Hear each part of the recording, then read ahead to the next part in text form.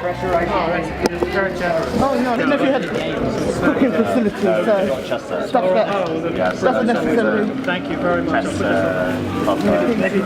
then I can push the back in and then you can... Okay, fine. Food is perfect, we're quite impressed by the chef, How did you decide to make an occupation? It was actually my idea.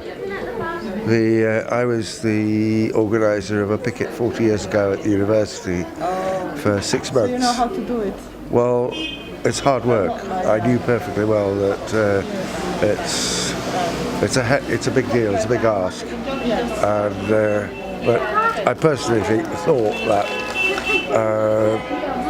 this council had dug its feet in, and that only some really major gesture was going to be sufficient to have any chance of getting them to change their minds.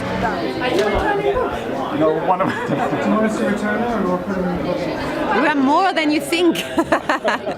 Actually, I think lots of us are feeling really good here because we're looked after by the public. We are getting a lot of very healthy and wonderful food all the time, and it's a bit like being in paradise because whatever we need we tweet it and we get it. So I think that really shows that there is a lot of local support for the library, and the people who are inside are just like, I don't know, like placeholders for the entire library community. I'm an anthropologist and I'm studying heritage, and this is a great tool. Do you want me to hold on to that? And those are the receipts. That's all returned. I'm very interested in the way heritage. I'll leave that trace of record through that.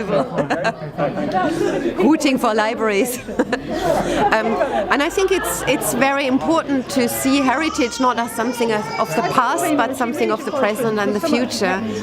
And I think this campaign here to protect the library is a really good example for that. It's really ironic because Carnegie was a steel industrialist and he supported libraries all over the world actually. I think he was living in the States mainly, and then he started supporting libraries in Britain as well. And his model was that he wouldn't just give the library to a community, but he would insist that there are funds and resources to keep it going. So he put up the money to buy the land and to build the building, but the council had to provide maintenance and ongoing support for it, and there was other fundraising as well, because he believed that people should be supported if they are able to raise resources themselves. So in a way, this library was started with the support of Lambeth Council, and now it's going to be closed or turned into a gym with the support of Lambeth Council or by Lambeth Council. And maybe one more thing about libraries. I think this library has developed a great deal in the last 10 years. It's brought in a lot of community activities, but it seems to me that it was very carefully selected community activities that kind of interact with the purpose of a library. It harmonizes with the library. So there is chess games, there is children's things, there's rhyming clubs, there's lots of things to do with language and expression, education and knowledge.